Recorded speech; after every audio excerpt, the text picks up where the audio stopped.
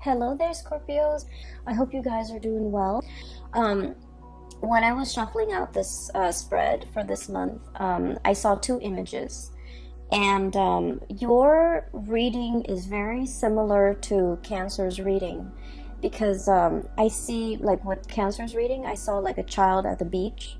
With your reading, I see a woman at the beach. Okay, so I feel like the energy might be a continuation or might be very similar thematically, and it also might be echoing the same types of themes. Okay, so let me just talk to you about the images first. I feel like there are two images, but they're both echoing the same theme. And so the words that came out is unwanted attention, unwanted, like solicitors or just people coming at you, and you're just like, no, I'm not ready, or I don't really want that. So that's coming in. So the first image that I saw is I see a nice beachy scenery. It's really beautiful. It's really serene. It's not too hot, not too cold. There's wind blowing, so you get a little bit of a sea breeze. And I see this beach, and right at the shore, okay, so right where the water hits the beach, there's a woman. She's got her water shoes on, and she's jogging. Like, she's jogging. She enjoys the sea breeze. She's just there on her own. She just wants to be left alone, and she's jogging. um she has her headphones on, right? And then I see her jogging for a really long while. She has stamina. She has, the strength to continue on. And then I see this young man. He's like, he's wearing like board shorts. He's on a bike, one of those trick bikes that a lot of young men or young or teenagers ride, and they do like wheelies, and they do, tricks. So he's on one of those. He sees her, and then he's like biking alongside her, trying to get her attention, trying to talk to her. So keep in mind, this woman's got her headphones on or earphones on, and she's running. She's just minding her own business. He comes in, like literally swoops in, and tries to engage her in conversation. And she knows that he's interested in her, but she's like answering some of the questions, but she doesn't stop. She keeps going. And then the scene kind of cuts out, so I don't know if he leaves her alone or what, but I feel like she keeps going, and he's like still biking alongside her. So when I saw this, I was like, you're definitely getting a lot of attention from your environment. Some of it could be unwanted attention, getting a lot of suitors, getting a lot of people wanting to be around you, and especially people who are popping out of the woodworks. They scope you from afar, and then they kind of beeline it for you. And they might interfere with your schedule. They might interfere with your time. They might interfere with your alone time more than anything, because I feel like this woman is not getting the alone time that she needs, okay? And then the second image that I saw is very similar. I see this woman in her backyard.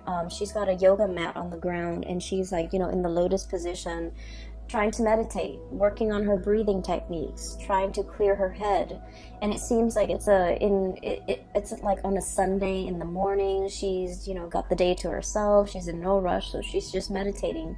And this butterfly comes by, and it's like fluttering near her, and she sees it. And then she closes her eyes, just, so she doesn't get distracted. And then it hovers around her ears, and then her nose, and then her head. And she doesn't swat it away. She tries to ignore it. She tries to it's not doing anything malicious or mean towards her. So she tries to just ignore it. And yet it keeps hovering around her space, and you can see her getting distracted. Okay, so those are the two images that I'm seeing in your environment. And once again, going with the theme of unwanted attention, I've already mentioned that I just feel like a lot of people will be demanding your attention. Situations will demand your attention. I do see a lot of distractions coming in from family members, okay? And you guys are kind of like the pillar of stability in your family unit, okay? You're the one that other people come to for advice. You guys give very, very good advice. You're the one that people come to when they're in a jam and they need you to somehow bail them out of a tough situation, like literally bailing them out of jail, bailing them out of a crisis. If they have a flat tire, instead of calling AAA or their insurance carrier or, you know, a tow truck, they call you, because you guys are just, they know that you're very dependable and they know you will always be there. So, you know, I feel like some people have no business calling you, but they do, because you're kind of the person that they trust, okay? So I feel like you do it, you want to help, you want to step in, you want to intervene, and you want to alleviate a situation, because you understand that whoever's calling you, they might not even be family members, but they might not have like anybody else in their world to help them with these things, and so they call you. So in a way, when we're entrusted with responsibilities, or when other people really trust us and they can confide in us and they come to us for advice or for help, it can be very flattering, right? It can feel like, oh, okay, this person really puts their trust in me. It can feel very flattering. It can feel very good. However, if it's a situation where it's not about self-help, it's not about self-sufficiency, it's more about, you know, having a crutch that this person relies on, it can be very detrimental. So I feel like it's really important for you to kind of draw your boundaries. Demarcation, okay? Like demarcation comes up. It's really important for you to focus that time on self-care, self-help, and teaching somebody how to do something versus coming to their rescue every single time. So I feel like we need to kind of look at a situation a little bit more objectively and leave our feelings out of it, and to figure out, you know, why is this person relying on me for these things, you know? Shouldn't they have somebody in their lives that they can ask for help, or shouldn't they learn to be self-sufficient? Call a tow truck, call a, you know, and not a lot of people have the resources to call a tow truck, to call like an insurance company, to call like a mechanic, okay? Not a lot of people have those luxury and just the resources. And so I feel like on an innate level, you understand that they've fallen on some hard times and they need to get back on their feet. So you try to do everything that you can to help a situation. But I feel like it's not just something as straightforward and as clear cut as like getting a flat tire and they're calling you. I feel like it's an emotional response. It's an emotional crutch. It's an emotional way of doing and pattern that they are repeating, where they can't really take care of themselves. And so they might reach out to you to take care of that part of themselves. Does that make sense? So it's really important to understand the difference when someone is in real dire need versus when somebody is just constantly, you know, have you on speed dial, have you through text messages, constantly reaching out and trying to get that attention, okay? I feel like there was a situation in the past, okay? And every couple of days, this person would be coming into the picture. And I feel like you're, right now, something happened in September, and your lack of response has them very down in the dumps, okay? I have here the Five of Cups. This is a situation where somebody's not able to bring their best to a situation. They come with a lot of drama, with a lot of issues. They're not self-sufficient emotionally and physically, and they're just like constantly relying on other people. And the game gets old, okay? This whole concept about, you know, woe is me, it gets old. And then many people from in their lives, in their social circle, have called it quits. They just can't handle this codependency. And so I feel like you're dealing with somebody who has driven people away, who has fallen on some hard times, emotional hard times. And I feel like, you know, they're constantly reaching out because, you know, their inner circle have seen them have seen their unhealthy behaviors and these patterns, and they're no longer around with these people. And so they're kind of reaching out to you. You might be, you know, the last resort, or you might even be sort of like that emotional crutch, okay? So I feel like you guys are smart enough. Emotionally, you're very, very, very intelligent. And I feel like a lot of the times, out of courtesy, out of just your own sense of like moral duty, I feel, you help people. Even though you know that they're prone to this type of behavior, you help them because you care about them, okay? You don't want to hurt anybody. And I feel like none of this is lost on you. It's like you know what they're about, and you know it's not right, and you know it's not a good behavior, and it's not a good pattern to enable, but you do it because you feel like, okay, they could need this. They could need this favor from me, and it doesn't detract so much from me, but it will help them. And so you do it, not because you're a fool, but because you care about people. And I feel like something has happened where you are putting your guard up, okay?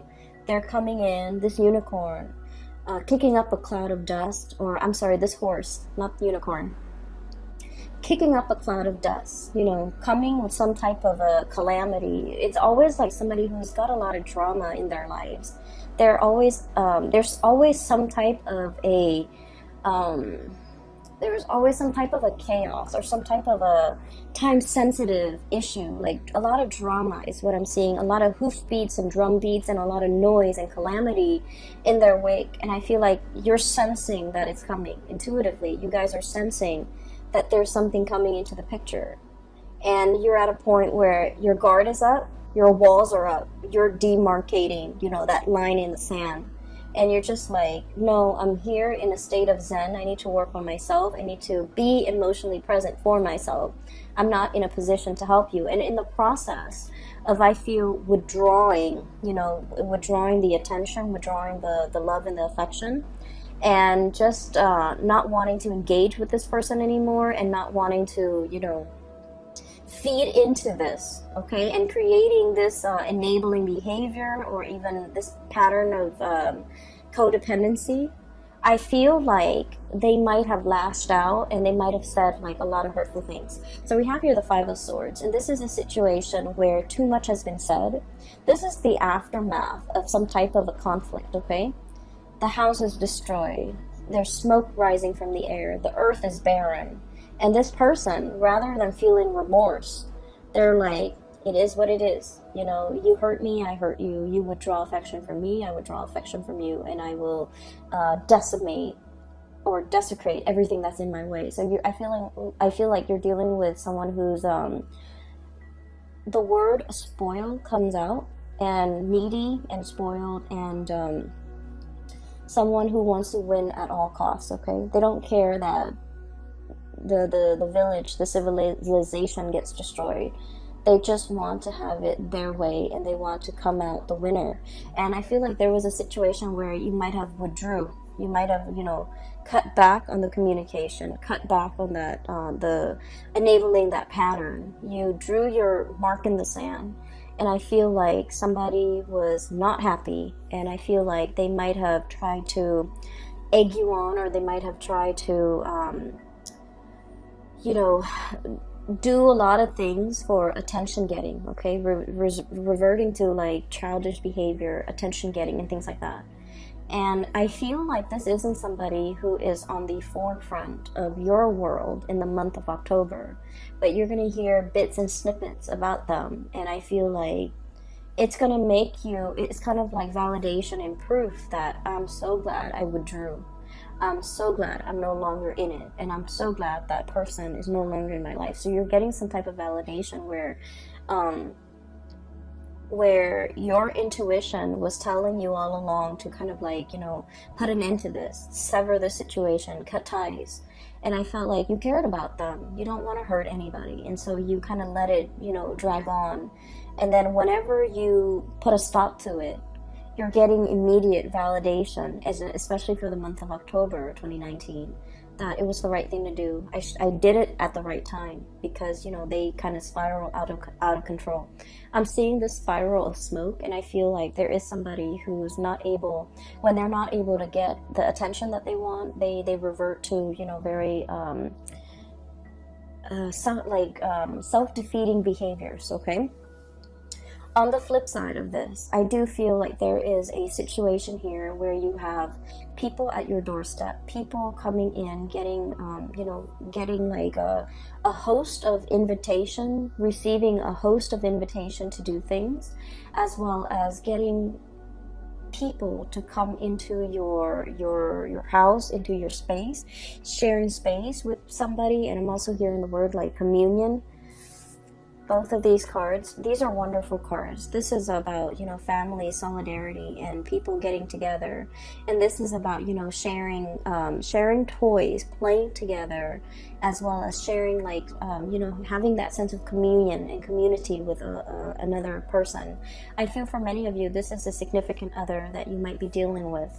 And I feel like this is somebody there where there's a lot of reciprocity. Okay, we have here the Ten of Pentacles, which is the apex, emotional groundedness and stability, financial abundance, as well as the Nine of Cups, which is a wish coming true, but also having that emotional abundance and emotional reciprocity with another person. Okay, so these are very positive cards, and these are cards that indicate to me that you might have left somebody else out in the cold in the past, and that person is no longer piercing through your bubble, is what I'm hearing. They're no longer affecting you on an emotional level. You've learned to detach emotionally, and you've learned to kind of like let them be self-sufficient, let them figure things out on their own, let them resolve issues on their own. And as a result of that, you've resurrected these walls in this bubble, and you're taking care of the people that really matter to you, where there's that equal sense of stability and reciprocity.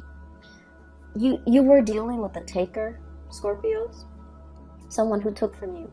And I'm serious when I say, like, every time they come in, there's like some type of a calamity, some type of a situation that they put themselves in. And it could have been prevented, but it was just, you know, choices, decisions that they made to always put themselves into these dire circumstances. And so you had to remove yourself from that energy, and you had to, you know, focus on you and your relationships and the people that matter. And as a result of that, life has been very, very calm, okay? And I want to say as well, Scorpios and I feel like Scorpios, Aquarius, Aries, and Sagittarius in particular, you guys crave a little bit more of an excitement, okay? And that might be why a lot of the times you might seek people who are not very compatible with you, because the opposition and the attraction is very, very strong. And I'm not just talking relationship partners. I mean, like, in all facets of your life, you crave a little bit of excitement.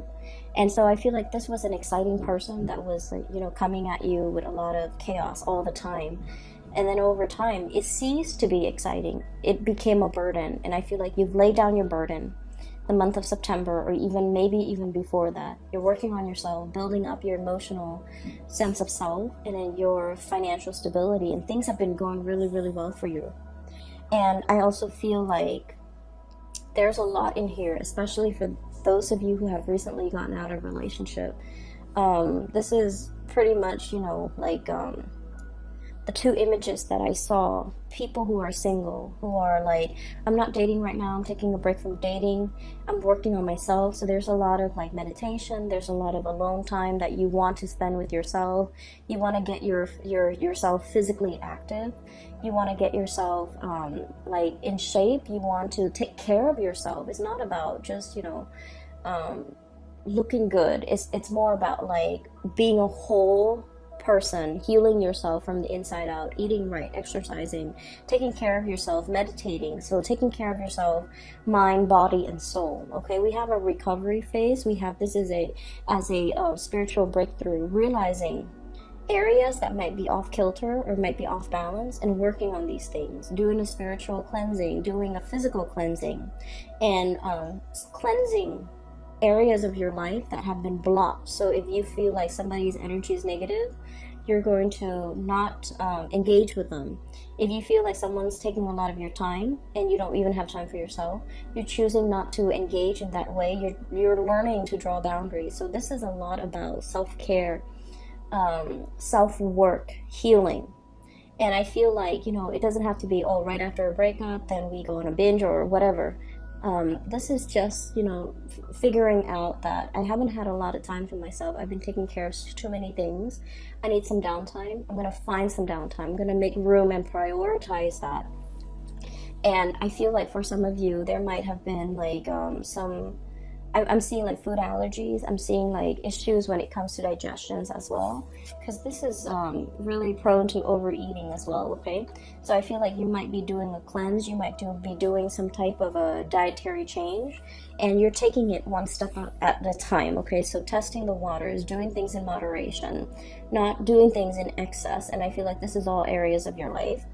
And so what I'm sensing as well is there's a situation here where you're very much focused on that, and vibrationally and spiritually you're on a very, very high level. You're aware of what you need to do, and you're aware of the behaviors from other people that have not been conducive for healing and for, you know, really spending time with yourself. And so you're on this path, on this journey here towards self-care. Learning to put yourself first, learning to, you know, understanding, I feel that just because we love somebody, it doesn't mean we want to enable bad behaviors.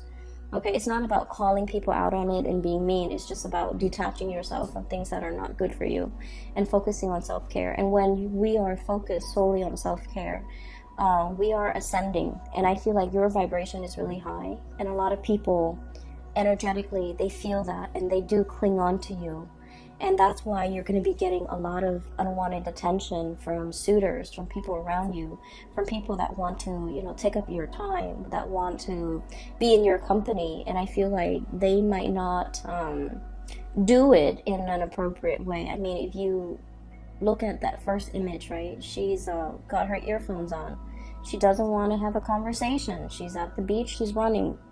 And the guy just keeps pestering her. Okay, so it's like, it's very inconsiderate, and it's like clueless, not being able to, he's not able to read the social cues. She's trying to be nice, and we don't know how the scene ends, but she's trying to be nice, and he's not getting it. So I feel like you need to be a lot more expressive with your emotional needs, Scorpios, and you need to, you know, kind of let people know whether or not they are infringing upon your space, or your energy, okay, and whether or not they're really taking from you. So that's like pretty much the first 6 cards, okay.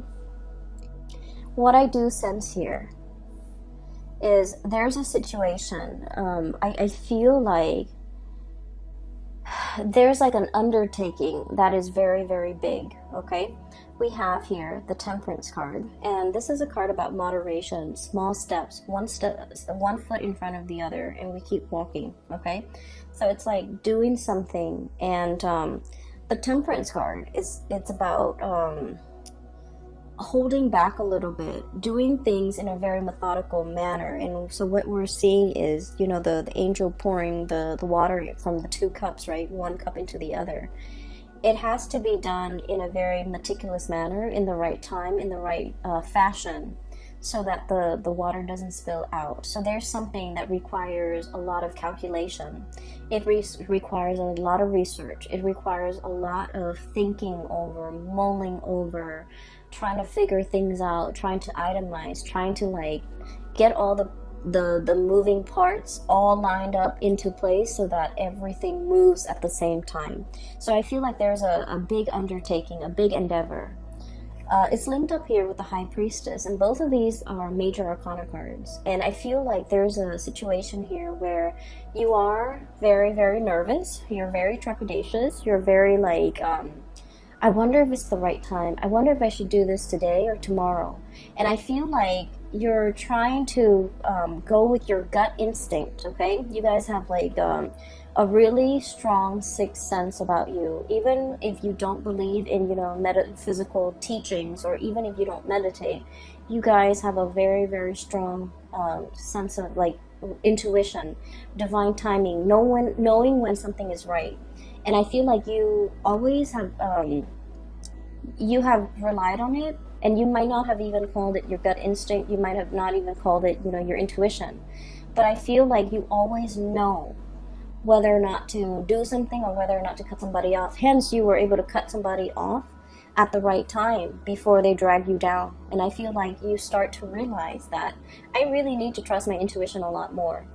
And I have a friend who is an Aries with a Scorpio rising, and she has told me that she always has like an inkling about people, about things, and every time she goes against her instinct, bad things happen. So she said that, okay? And so I feel like you live with this, okay? You have this really strong sense of knowing on a gut level, and you have never been wrong. And every time you choose not to listen to it, bad things might have happened. And so you're in this situation where there is a major, major, major undertaking. It might deal with contracts as well, because the High Priestess with that Torah in her hands, it deals with like legality, it deals with contracts, it deals with learning, it deals with like some major, major event where it might even involve other people. And so you're trying to be calculated about this. You're trying to figure out when is the right time, and you're trying to look at it's sort of like looking at the stars and trying to see when the stars align. In this picture, you don't have the star, okay? All you see is the moon. And it's like, it's so overwhelming, and you're just like, I don't know if I can trust my intuition. I want this really badly. So I don't know if I'm biased. I don't know if I'm able to trust it. But I feel like the stars are calling. The stars are aligned, and this is the right time. And I feel you might have some spiritual hunches, people in the spiritual realm pushing a situation along and telling you, you can't wait on this any longer. You need to kind of push for it. The tides are coming in, and you need to just, ride with the tides. So I feel like there's a situation here you have been kind of resisting because you're not 100% sure.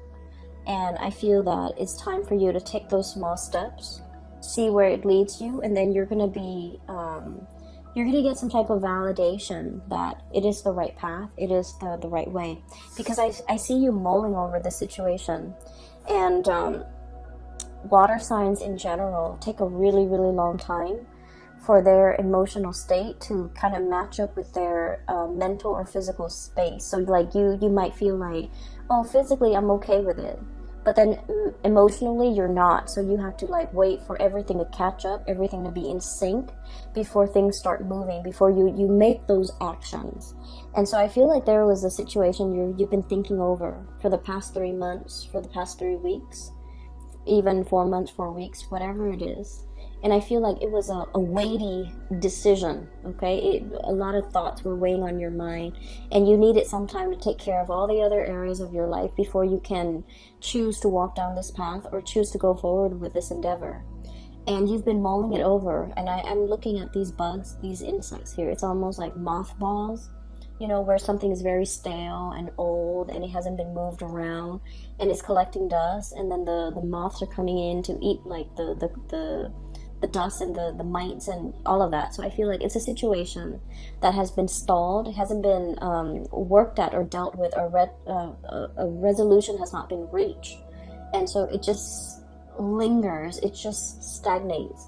And so I feel like the universe is telling you, one step at a time, make the gesture, okay? Get some air, get out of the house, start moving. Once you start moving, once you take those small steps, it doesn't have to be a giant leap. You're not jumping over a cliff. You're not jumping to the other side of the earthly divide. You're just taking small steps at a time, getting your feet wet, learning new things. And I feel that you're going to come to the resolution, or you're going to come to the realization that this is the right thing to do. It's just a matter of trusting that your intuition, I feel like your intuition is a little bit blocked off because you might be scared and you're not deferring to, the right set of advice or whatever you're getting from your intuition. And so there's a situation here. It's a huge undertaking, and it needs to be done. And, one step at a time, one small step at a time. And once you start to get the ball rolling in that direction, you're going to realize that this is the right path, okay? Everything else looks really, really good. Relationship seems to me to be very strong. Healing is highly indicated here, and I don't feel like it's healing in a way where it's like somebody broke your heart and you want to heal. I don't sense that. I feel like for many of you, there might have been illnesses or like rehabilitation, and you're recovering from that, okay? And then I'm also feeling like a huge undertaking that you're you have been hesitant about, and now is the right time for you to keep things moving. Okay, I do hope the reading is helpful for you guys, and it is really nice to reconnect with you guys. For those who have been emailing me, I don't do private readings anymore. I do have a link in the description box for a psychic. She's based out of California. Her name is Bridget. She's phenomenal. If you want a reading, you can click on the link and book a reading directly through her. Okay, I will be back next month. I hope you guys enjoy your October 2019, and I'll see you soon. Bye bye.